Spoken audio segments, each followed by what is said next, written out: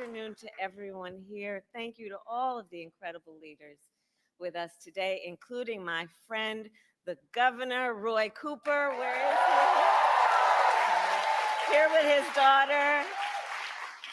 Every time I land in North Carolina, I'm just literally coming down the stairs of Air Force Two, I will shout to Roy Cooper, "What number is it, Roy?" And today he shouted 16, which is the number of times I've been in this beautiful state since I've been vice president. Every time. I want to thank your next governor, Attorney General Josh Stein. He's doing incredible work. He's going to be an extraordinary governor. Representatives Adam, Manning, Foushee, and Nickel, thank you all for your support, for your friendship, for your leadership. Chair Thomas of the Wake County Board of Commissioners, thank you for all that you do. And to all the leaders that are here today, including the students and instructors here at Wake Tech North.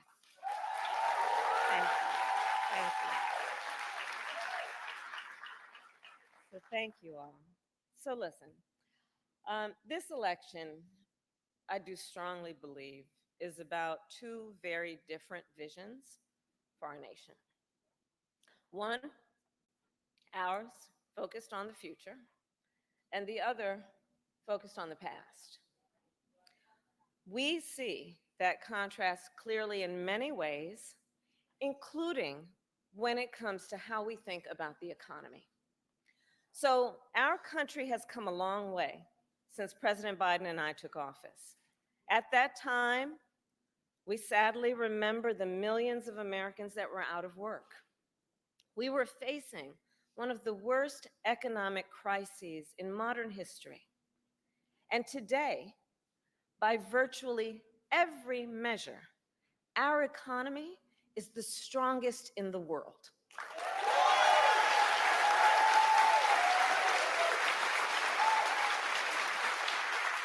We have created 16 million new jobs. We've made historic investments in infrastructure, in chips manufacturing, in clean energy. And new numbers this week alone show that inflation is down under 3%.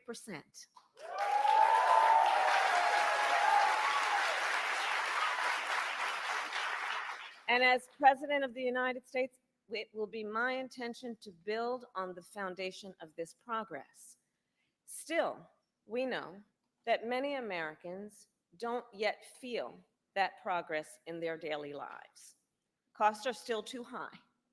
And on a deeper level, for too many people, no matter how much they work, it feels so hard to just be able to get ahead. As president, I will be laser focused on creating opportunities for the middle class that advance their economic security, stability, and dignity. Together, we will build what I call an opportunity economy. An opportunity economy.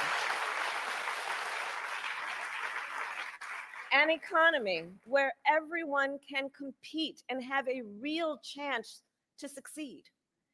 Everyone, regardless of who they are or where they start, has an opportunity to build wealth for themselves and their children, and where we remove the barriers to opportunity so anyone who wants to start a business or advance their career can access the tools and the resources that are necessary to do so.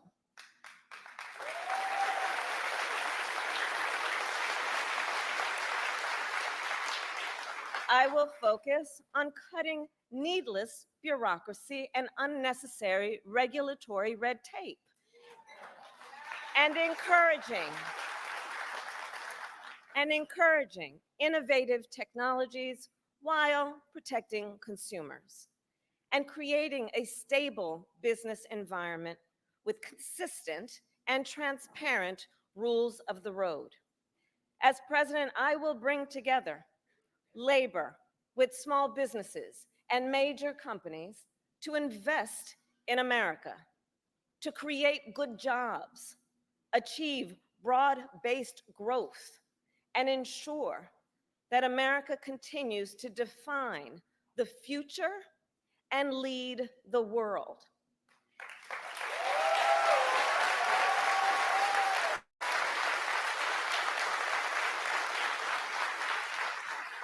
And key to creating this opportunity economy is building up our middle class. It is essential. The middle class is one of America's greatest strengths.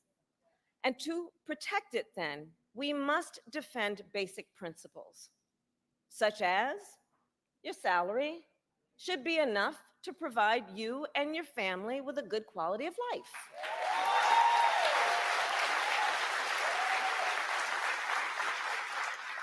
Such as no child should have to grow up in poverty.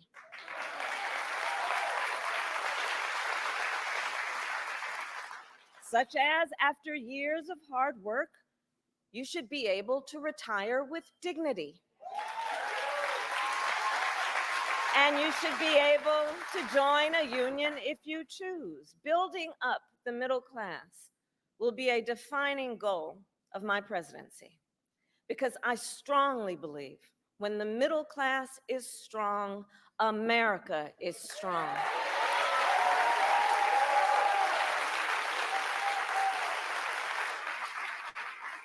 So in the weeks to come, I will address in greater detail my plans to build an opportunity economy.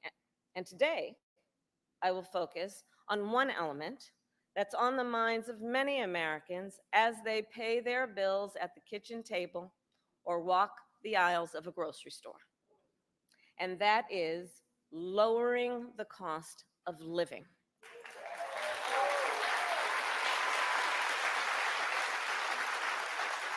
So every day across our nation, families talk about their plans for the future, their ambitions, their aspirations for themselves, for their children. And they talk about how they're going to be able to actually achieve them financially. Because look, the bills add up. Food, rent, gas, back to school clothes, prescription medication.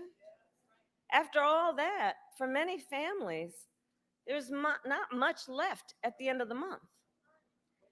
I grew up in a middle-class household. For most of my childhood, we were renters. My mother saved for well over a decade to buy a home. I was a teenager when that day finally came, and I can remember so well how excited she was. I kind of understood what it meant, but we called her Mommy. Mommy was so excited, it just made us excited that she was so excited. Later in college, I worked at McDonald's to earn spending money. Well, some of the people I worked with were raising families on that paycheck. They worked second or even third jobs to pay rent and buy food. That only gets harder when the cost of living goes up. When I am elected president, I will make it a top priority to bring down costs and increase economic security for all Americans. As president, I will take on the high costs that matter most to most Americans, like the cost of food. We all know that prices went up during the pandemic when the supply chains shut down and failed. But our supply chains have now improved, and prices are still too high. A loaf of bread costs 50% more today than it did before the pandemic. Ground beef is up almost 50%.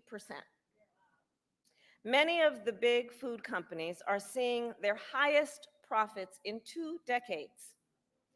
And while many grocery chains pass along these savings, others still aren't.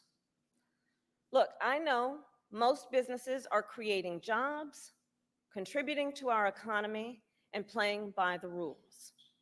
But some are not. And that's just not right. And we need to take action when that is the case.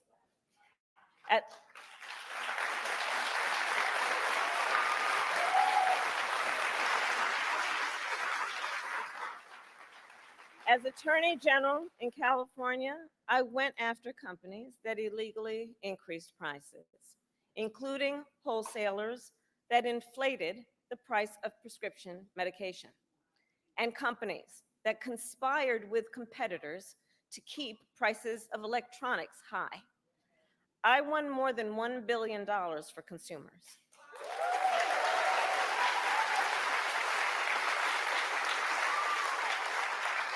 So believe me, as president, I will go after the bad actors.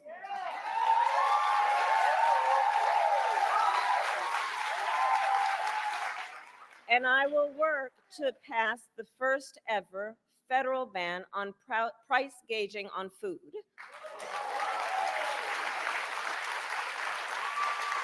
My plan will include new penalties for opportunistic companies that exploit crises and break the rules, and we will support smaller food businesses that are trying to play by the rules and get ahead.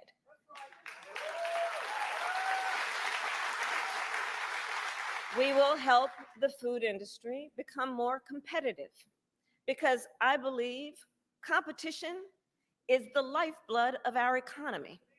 More competition means lower prices for you and your families.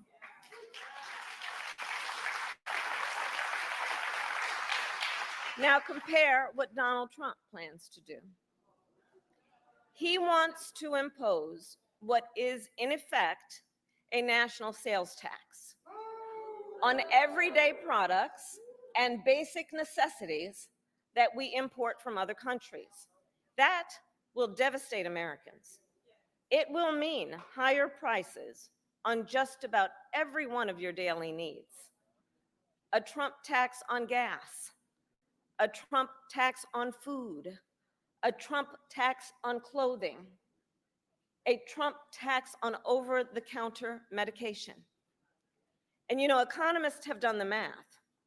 Donald Trump's plan would cost a typical family $3,900 a year.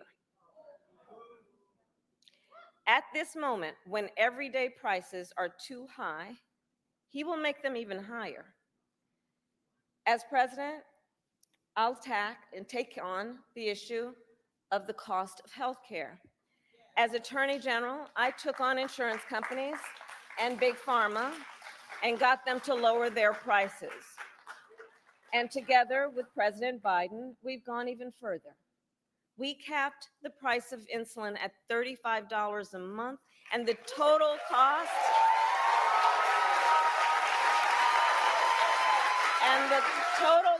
of prescription drugs at $2,000 a year for seniors.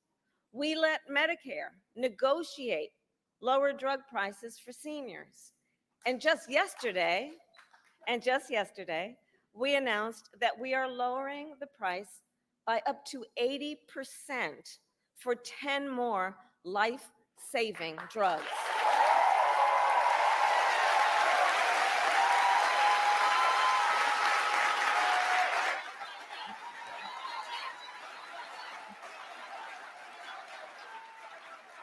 And I pledge to continue this progress. I'll lower the cost of insulin and prescription drugs for everyone with your support, not only our seniors.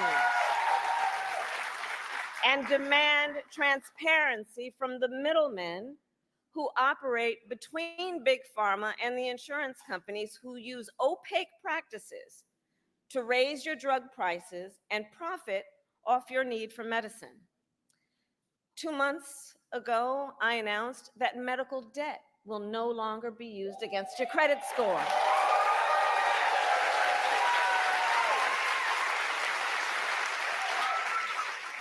And I will work as president with states like here in North Carolina, Roy Cooper, thank you again, to cancel medical debt for more and more, millions more Americans.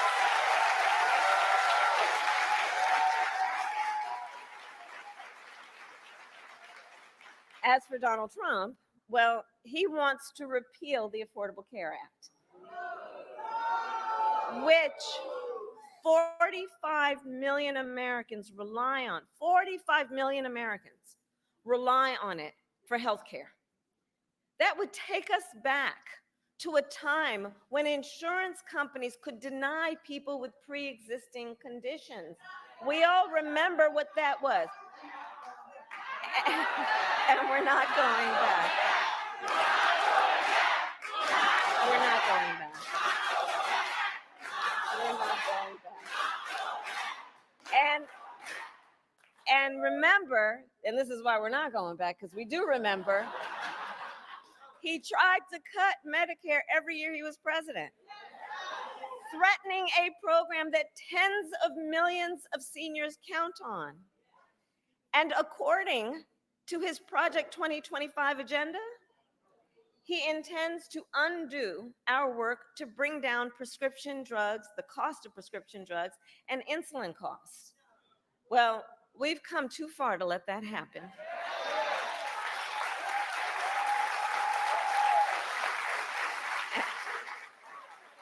So we're not going back on that, and let's talk about the cost of housing.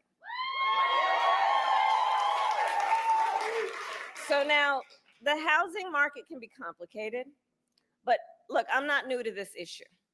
As State Attorney General, I drafted and helped pass a homeowner bill of rights, one of the first in America. And during the foreclosure crisis, I took on the big banks for predatory lending with many of my colleagues, including Roy Cooper, and won $20 billion for California families when I was Attorney General.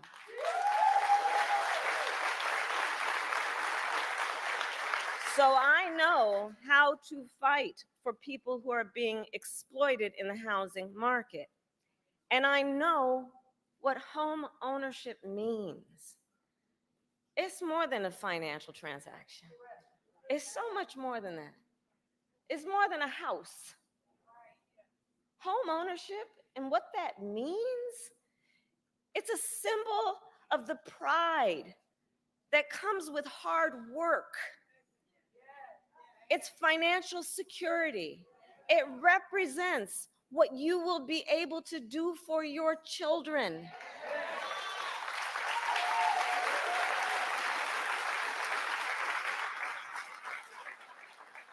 And sadly, right now, it is out of reach for far too many American families.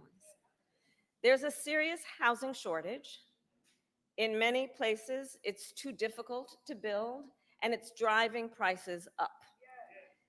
As president, I will work in partnership with industry to build the housing we need, both to rent and to buy. We will take down barriers and cut red tape, including at the state and local levels.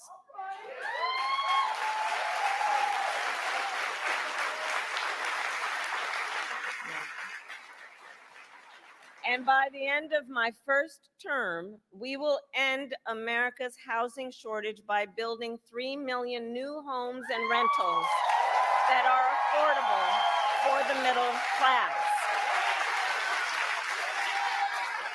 And we will do that together. We will do that together. And we will make sure those homes actually go to working and middle class Americans, not just investors. Because you know, some corporate landlords, some of them buy dozens, if not hundreds of houses and apartments. Then they turn them around and rent them out at extremely high prices. And it can make it impossible then for regular people to be able to buy or even rent a home. Some corporate landlords collude with each other to set artificially high rental prices, often using algorithms in price-fixing software to do it. It's anti-competitive and it drives up costs. I will fight for a law that cracks down on these practices.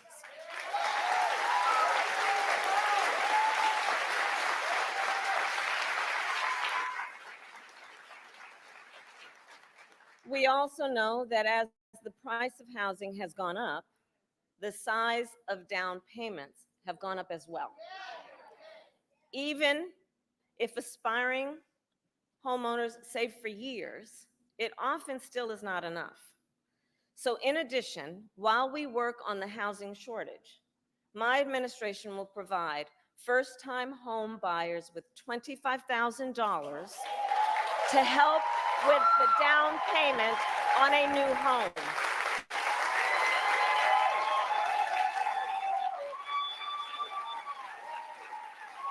We can do this. We can do this. All to help more Americans experience the pride of home ownership and the financial security that it represents and brings. So that's my plan. But here's what Donald Trump would do.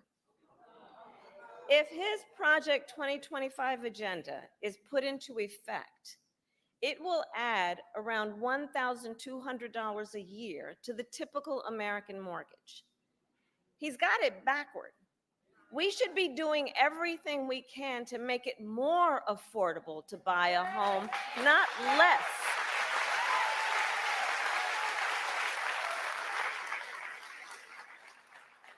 Finally, there's one more way I will help families deal with rising costs, and that's by letting you keep more of your hard-earned money.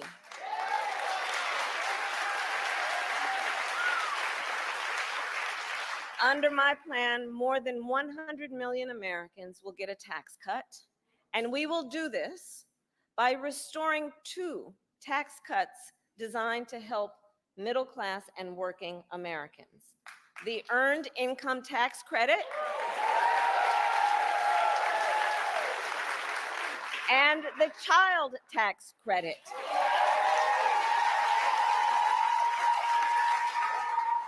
Through which millions of Americans with children got to keep more of their hard-earned income. We know this works and has a direct impact on so many issues, including child poverty. We know it works. So as president, I'll not only restore that tax cut, but expand it. We will provide $6,000 in tax relief to families during the first year of a child's life. Now think what that means. Think what that means. That is a vital, vital year of critical development of a child. And the cost can really add up, especially for young parents who need to buy diapers and clothes and a car seat and so much else. And we will do this while reducing the deficit. Compare my plan with what Donald Trump intends to do. He plans to give billionaires massive tax cuts year after year. And he plans to cut corporate taxes by over $1 trillion, even as they pull in record profits. And that's on top of the $2 trillion tax cut he already signed into law when he was president, which, by the way, overwhelmingly went to the wealthiest Americans and corporations and exploded the national deficit. You know, I think that if you want to know who someone cares about, look who they fight for. Look who they fight for.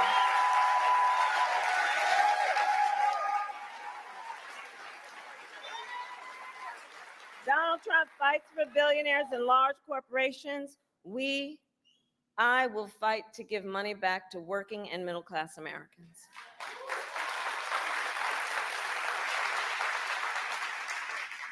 So I'll end with this. 2 days ago, Donald Trump was here in North Carolina.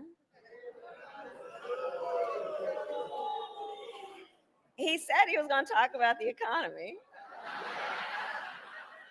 I think you all watched. You know what I'm about to say. But he offered no serious plans to reduce costs for middle-class families. No plan to expand access to housing or health care. And that actually, I think for most of us, was not surprising, because we already know his plans. We know the Project 2025 agenda. So there's a choice in this election. Donald Trump's plans to devastate the middle class, punish working people, and make the cost of living go up for millions of Americans. And on the other hand, when I'm elected president, what we'll do, what we will do to bring down costs, increase the security and stability financially of your family, and expand opportunity for working and middle class Americans.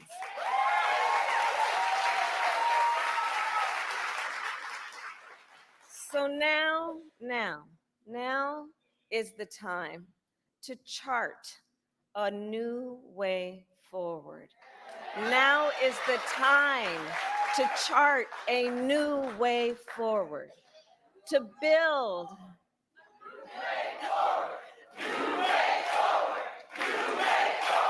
a new way forward. Yes, a new way forward.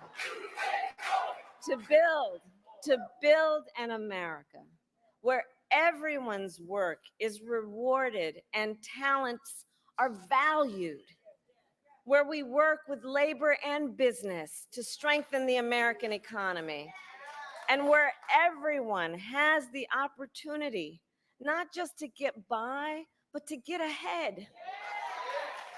So I thank you, North Carolina. We're going to get this done. And with your help, God bless you, and God bless the United States of America.